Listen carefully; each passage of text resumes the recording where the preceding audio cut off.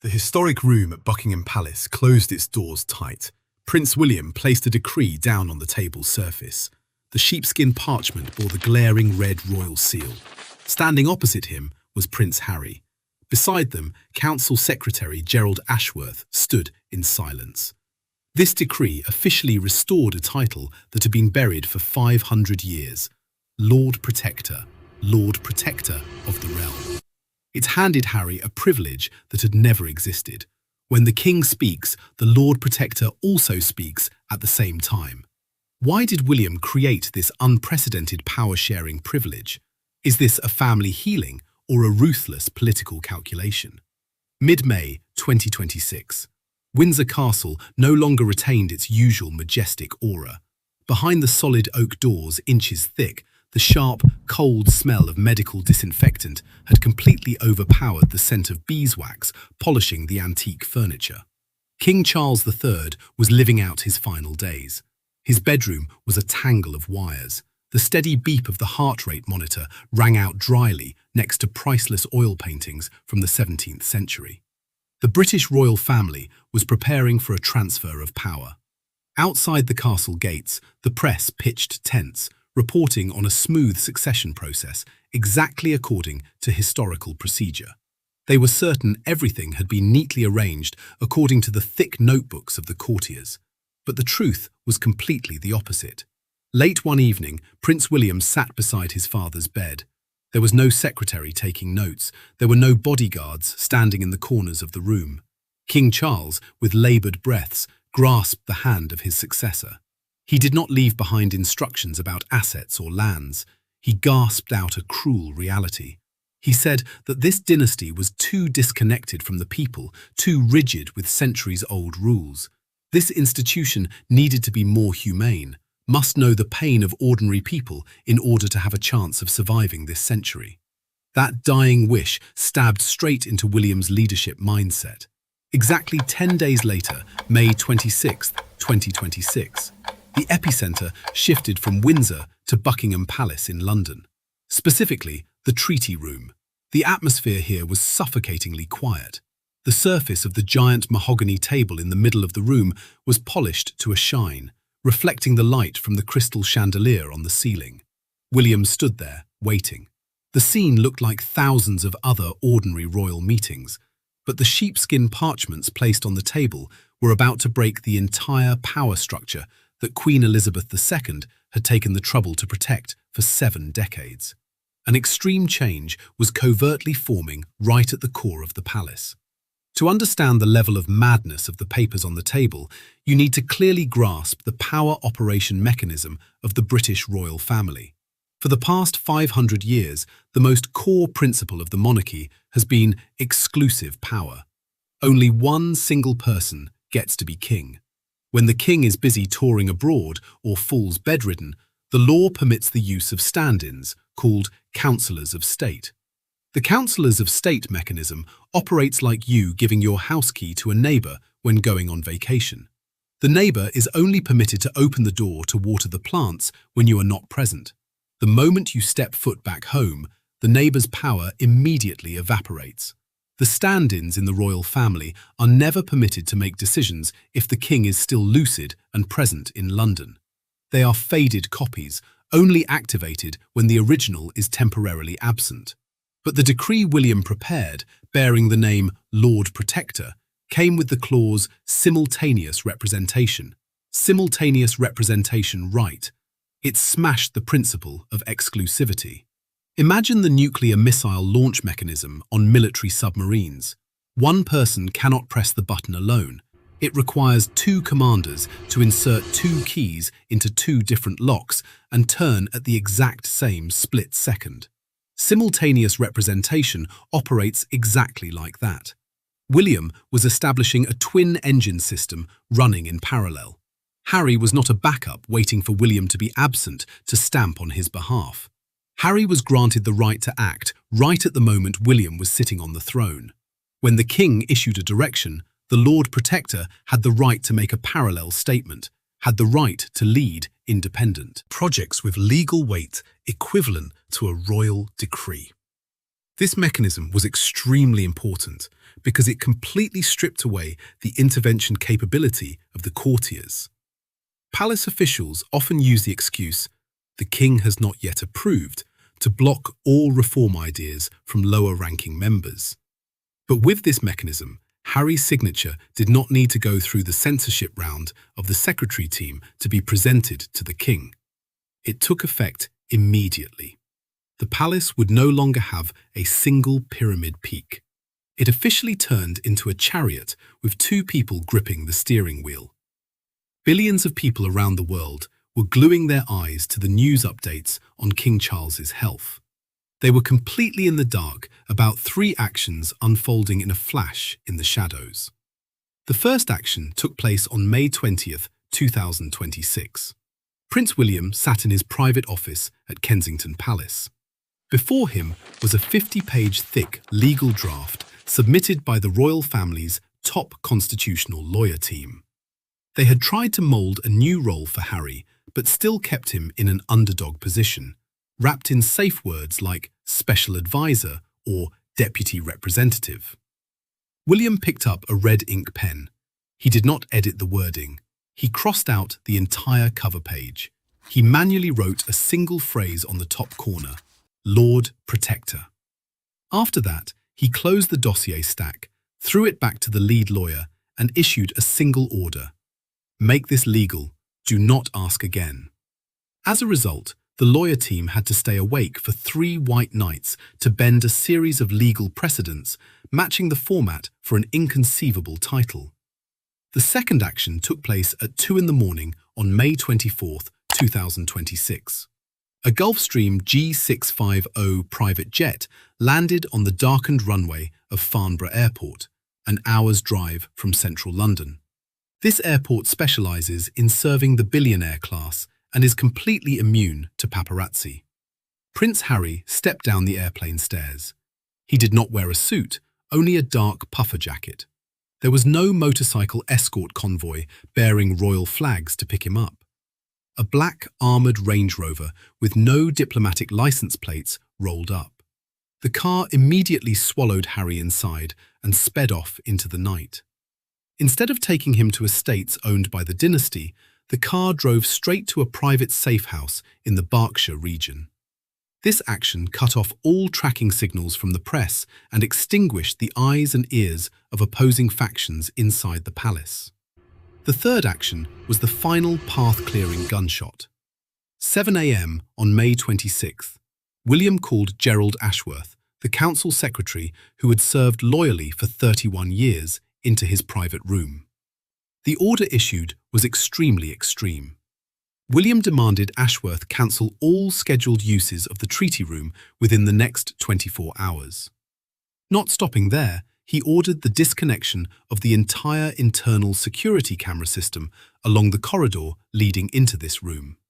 The royal guards were pushed back to the outer perimeter, at least 50 meters away from the room's doors. Ashworth sweated bullets, but was forced to obey the order.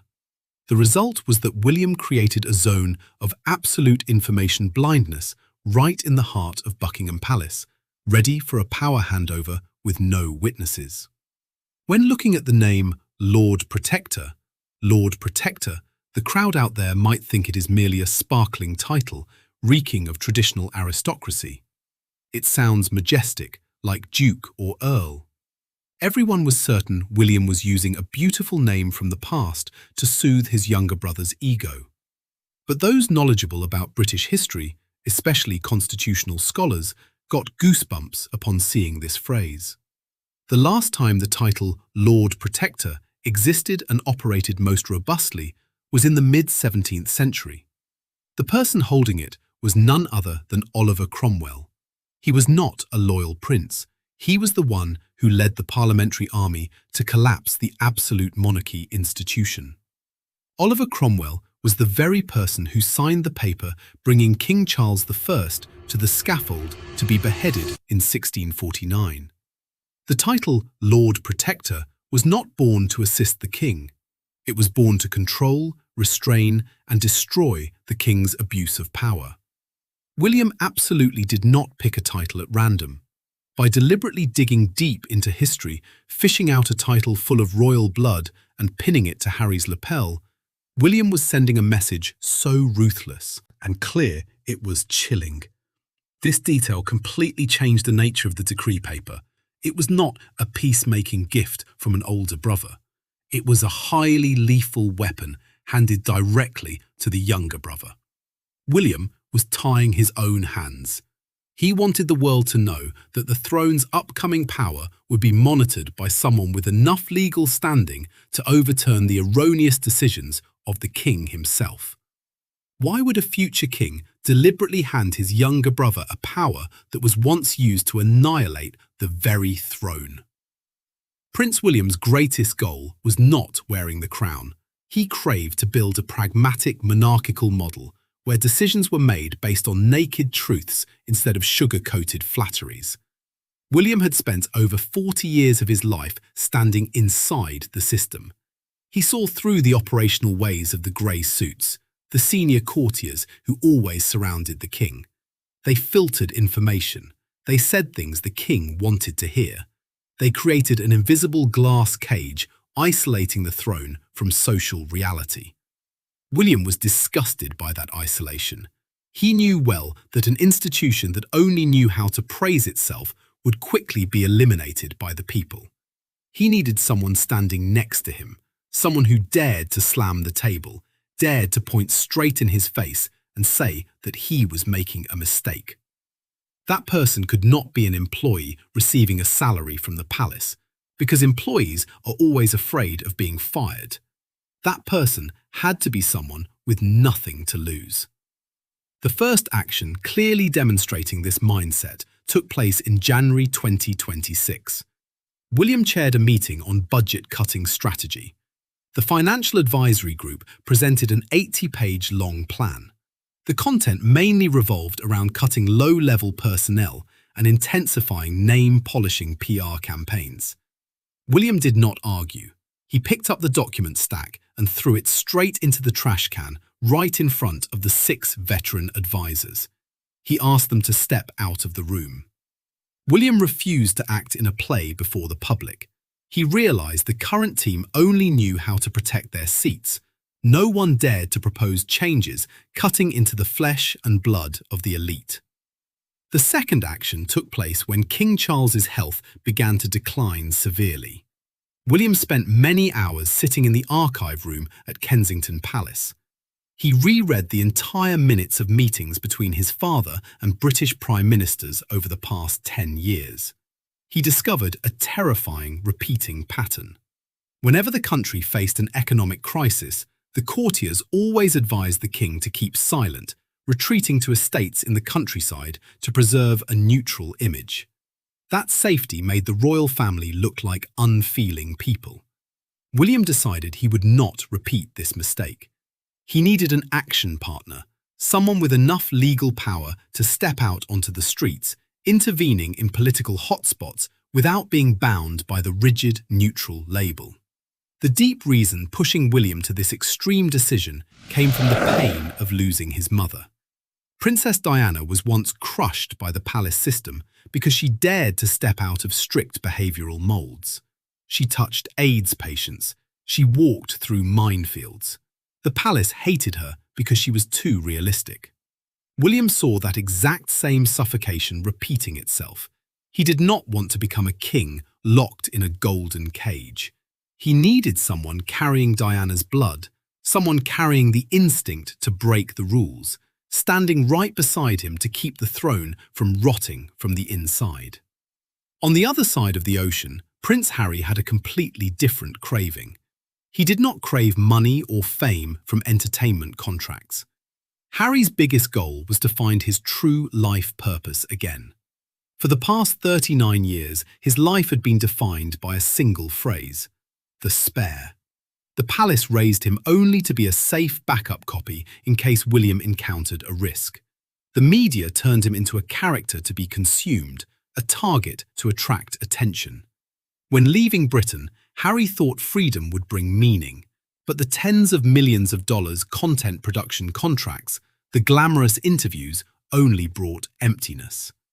Harry wanted to serve his country.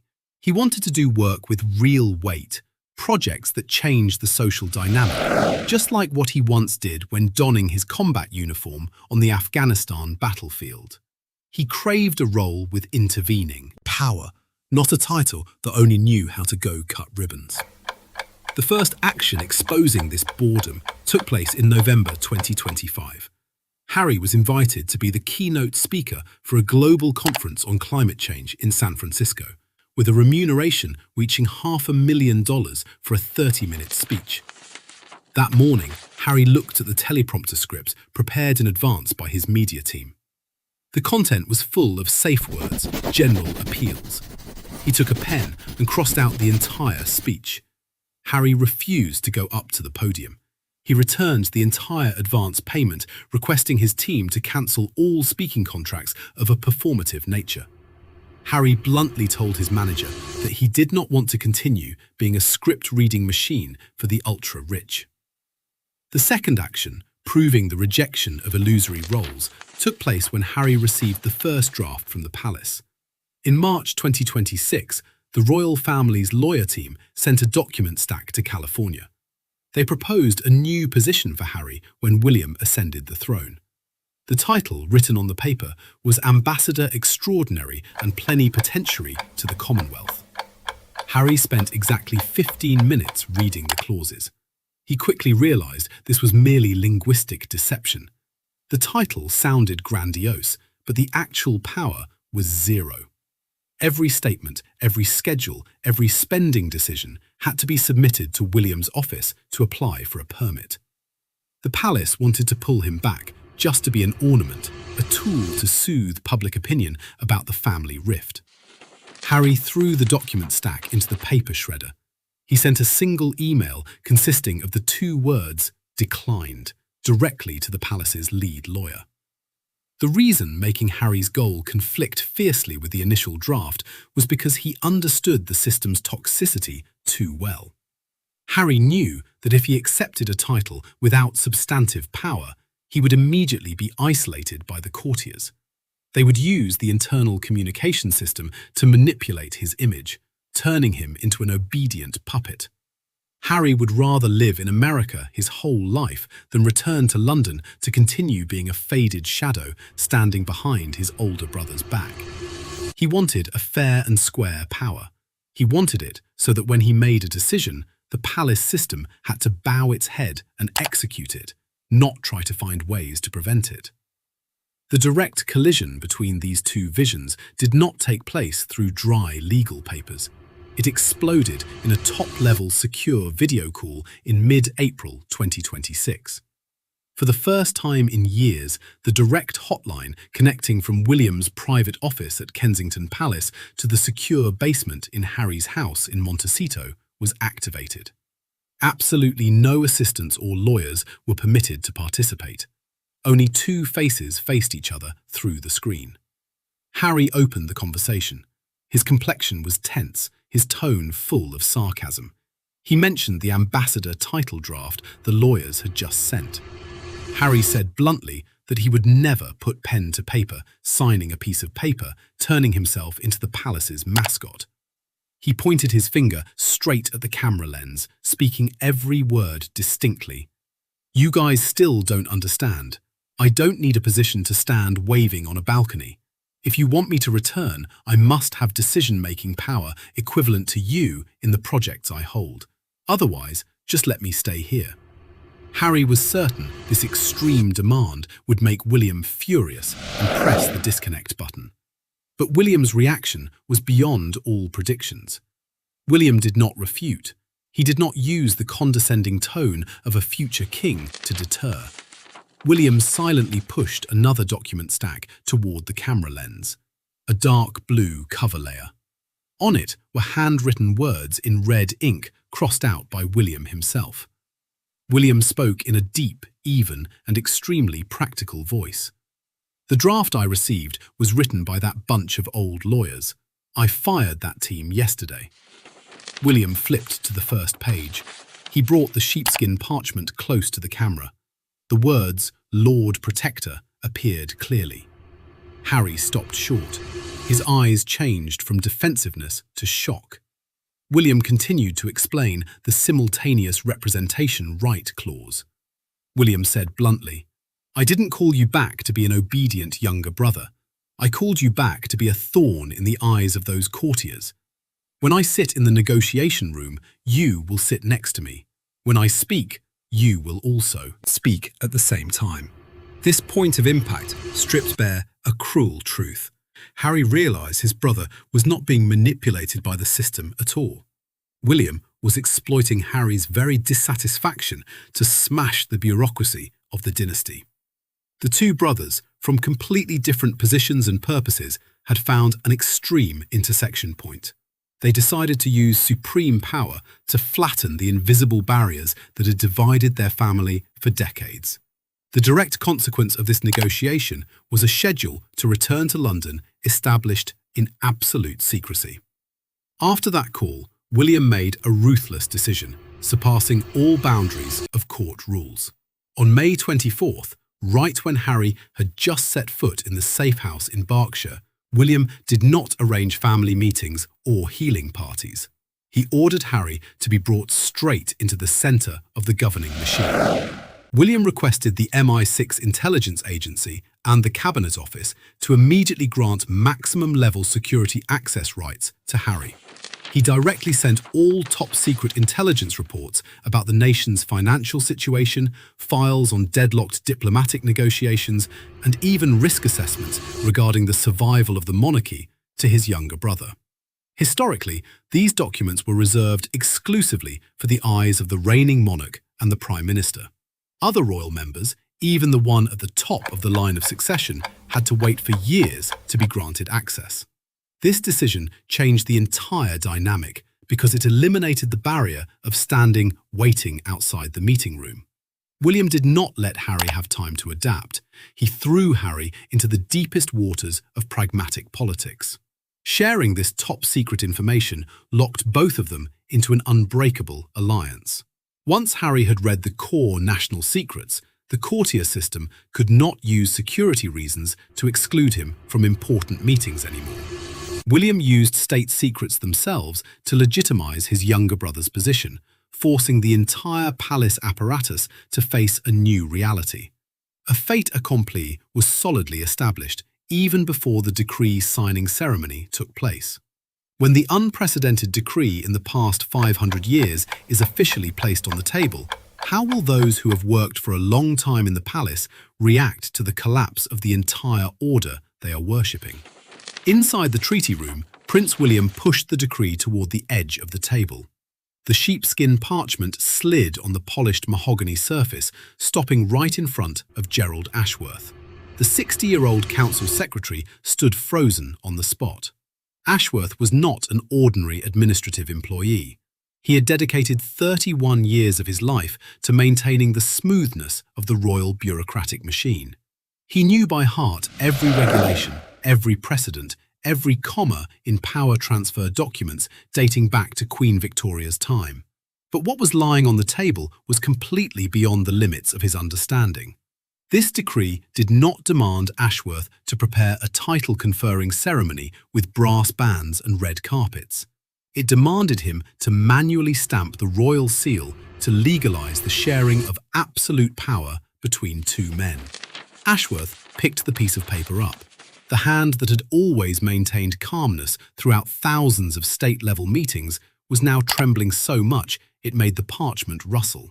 He cast his eyes toward Prince William, hoping to find a sign of hesitation or a joking smile. But William just stood there, hands clasped behind his back, eyes cold, sharp, and resolute. Ashworth raised his hoarse voice, trying to invoke constitutional laws about the danger of having two parallel centres of power. He explained that the cabinet system would not know who to report to, embassies would be confused, and the entire military chain of command would stall. Ashworth was using his entire 3 decades of experience to protect the exclusivity of the throne. William did not let the secretary finish his sentence. He stepped forward, rapping his index finger hard on the table surface, right next to where the red ink pad was placed. In a tone of voice not permitting any rebuttal, William announced the new principle of the dynasty. When I speak, the Lord Protector speaks at the same time. Documents from today onward will have 2 signatures. No intermediary system, no delays. That sentence completely collapsed the defensive efforts of the courtiers. Ashworth realized a cruel truth. His gatekeeping job was over. Until now, the power of senior secretaries lay in the fact that they could decide who got to meet the king and which documents were placed on the king's desk. But with the simultaneous representation privilege, Harry could directly instruct ministers, launch national projects, and make official statements without going through Ashworth's or anyone else's censorship door. With no other choice left, Ashworth opened the solid gold seal box. He pressed the seal down onto the melting red wax on the surface of the decree paper. The dry, cracking sound of the wax rang out in the deserted room. The moment the seal was stamped down, Britain's exclusive power system, lasting 5 centuries, was officially torn open. William immediately picked up the fountain pen, signing a decisive signature. He passed the pen to Harry. The younger brother, who had just returned from America, grasped the pen, hesitating for less than a second before pressing the nib hard onto the paper. The legitimization was completed right on the spot, without needing the witness of Parliament or the Prime Minister. The act of forcing the system to manually sign the death warrant of its own operating principle pushed the entire palace apparatus into a state of utmost panic. The door to the treaty room popped open. Ashworth stepped out with a pale white face, his arms clutching tightly the red dossier containing the newly signed decree. Panic immediately spread like a storm along the carpeted corridors of Buckingham Palace. The communications team, including 30 top crisis management experts, was urgently summoned to the operations room. The atmosphere was so suffocating that no one dared to breathe heavily. They stared fixedly at the copy of the decree on the big screen. Their task was to draft a press release to send out to the whole world. But all the typing software, all the pre-programmed document templates of the royal family had no format for 2 heads. The computer system reported errors continuously as the staff tried to insert a second seal on par with the king's seal. Internal phones rang incessantly. The legal department argued with the communications department about the use of personal pronouns. They did not know whether to call this duo "we" in the manner of Queen Victoria, or whether they had to use the proper names of each person. An entire massive system was paralyzed because it did not know how to operate a chariot with 2 steering wheels. Right as the tension in William and Harry's meeting room was reaching its peak while waiting for the press release, a completely out-of-place sound rang out. The ringing of Harry's personal phone broke the silence. Strict security regulations require all electronic devices to be turned off when in a high-level negotiation area. But Harry had not complied. He pulled the phone out from his coat pocket. The screen displayed a video call from California. Harry did not ask William for permission. He swiped his finger to pick up the call right in the middle of the meeting room. On the screen was the sleepy face of little boy Archie. At this hour in America, it was early dawn. The boy had just woken up and demanded to call his dad. Through the speakerphone, Archie's innocent and childish voice echoed throughout the large room, bouncing off walls covered in antique weapons. Archie curiously looked at the unfamiliar scenery behind his dad's back and asked a question that made everyone present stop short.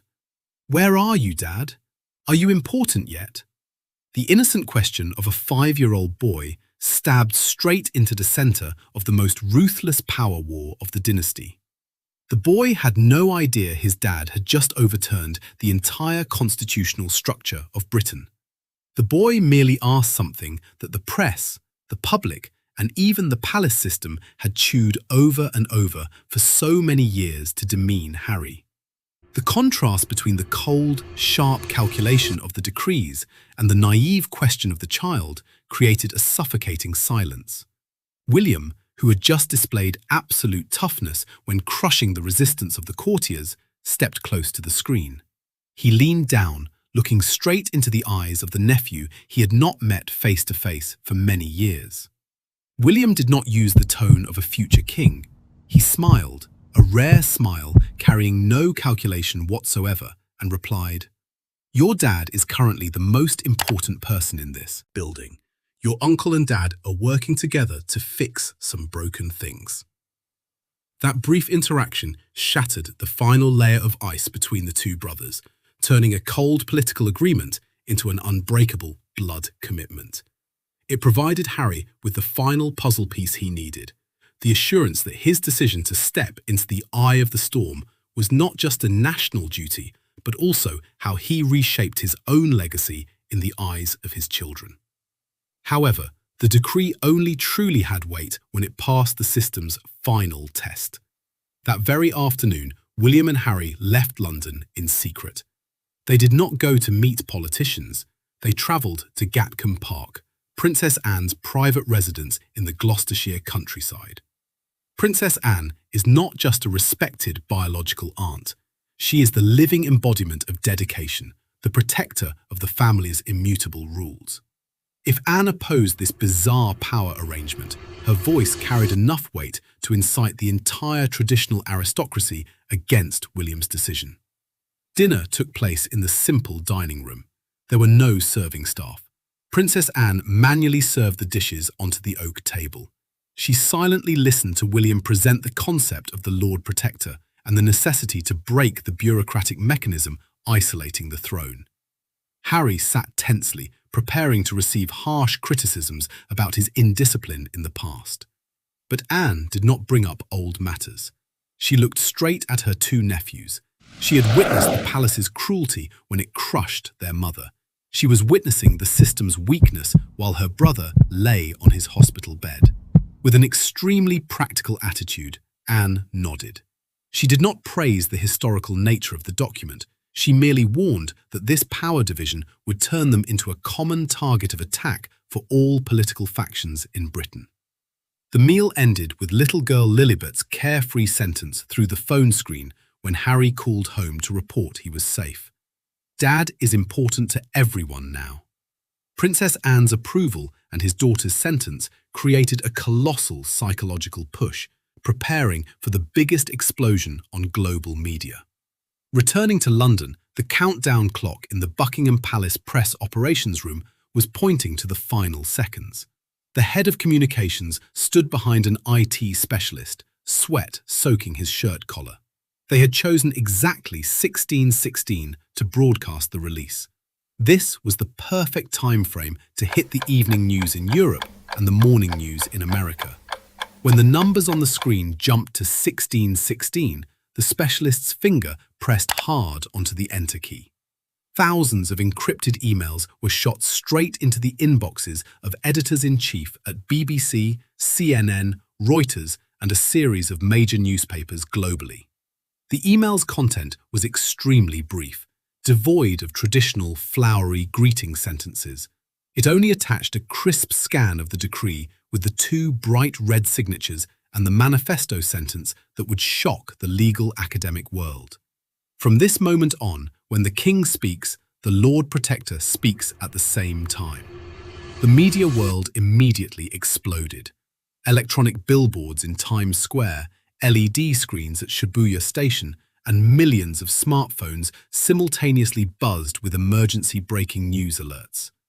Television stations interrupted all ongoing programs to report live from the Buckingham Palace gates. Political analysts looked bewildered on live television, trying to decode the true meaning of the Lord Protector title. They could not believe Prince William voluntarily shared half of the throne's absolute power with the younger brother who had once renounced all titles. Confusion, astonishment, and even outrage began seething in London's political circles. Amidst that frantic chaos of the outside world, Harry stepped out of the palace's side gate, stepping into the car with its engine already running, waiting. He sat in the back seat, looking through the bulletproof glass out at the street, flashing continuously from camera flashes. He realized he had no way back. The most ruthless contract of power had been activated, and the political lives of both brothers were now tied tightly together on the same train with no brakes. When hidden enemies inside the palace and external political forces begin to ally to smash this parallel power structure, will the fragile trust between the two brothers be able to withstand the destructive pressure of the system? June 2026. Prince William's desk at Kensington Palace is no longer like before. Instead of one stack of red leather-bound document boxes awaiting approval, there are now two identical stacks, one for him. One is packed and sealed to be transferred straight into his younger brother's hands. William successfully stripped away the censorship power of the courtier system. He is steering the dynasty exactly the way he wants. But the price to pay is absolute isolation. The senior officials who were once loyal to the late Queen and King Charles now look at him with wary eyes. They work in opposing silence. William sits on the future throne, but around him there is no one left to trust except the one holding half of his power. At an internal security housing complex, a 5-minute drive from Buckingham Palace, Prince Harry no longer wakes up to a schedule of leisurely strolls on Montecito Beach. On his dining table, a national intelligence dossiers marked top secret. In the morning, he no longer checks revenue reports from media entertainment contracts. He reads reports on the inflation situation and geopolitical risks. Harry has reclaimed his life purpose. He holds in his hands the most substantive power a second son has ever had in the past 500 years. He does not have to wait for anyone's permission to speak, but in exchange, he was thrown straight into the eye of the storm of a ruthless political system. Every signature of his now can dictate the fates of millions of people, while simultaneously turning him into a meat shield for all the royal family's mistakes. Gerald Ashworth is packing up his personal belongings from the room he had sat working in for 31 years. Old rulebook notebooks are thrown into the trash can. The giant bureaucratic machine that once controlled every breath of the palace is being dismantled piece by piece. The collapse of the exclusive power principle poses extremely thorny boundaries regarding the survival methods of the supreme leadership apparatus. First, in terms of asset management and national interests, the royal fortune and colossal economic privileges from the Crown estate were previously only approved for spending by a single person. Now, with two legally equally valid signatures, who will be the one truly controlling this billion-pound cash flow? If the Lord Protector decides to disburse hundreds of millions of pounds for an independent social project without going through the minister's agreement, how will the National Budget Control System handle this power loophole? Second, does a power-sharing leadership system resolve the system's conservatism, or is it sowing the seeds for a constitutional crisis? British history has never witnessed a dynasty operating with two parallel centres of power. When Harry has the right to act on par with the throne, what happens if the two brothers have opposing views on a diplomatic or military crisis? At that time, whose orders will the military, the Prime Minister, and the people obey? Will creating a second engine cause the chariot to be torn apart when the two drivers turn the steering wheel in two different directions? Third, from a psychological and personal power perspective, is William bringing his younger brother back to the centre a true family healing, or a ruthless way to share the burden of judgment? Harry craved power to prove his practical value, but supreme power always comes with brutal dissection from the media. When the first political failures strike and public support plummets, will this bloodline tie stand firm?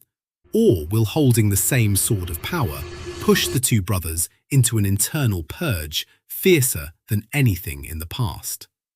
Was Prince William breaking a 500-year-old rule to share absolute power with his younger brother a genius move to save the system, or a fatal mistake that will collapse the entire dynasty? Write your thoughts right down in the comment section below. Hit the channel subscribe button right now.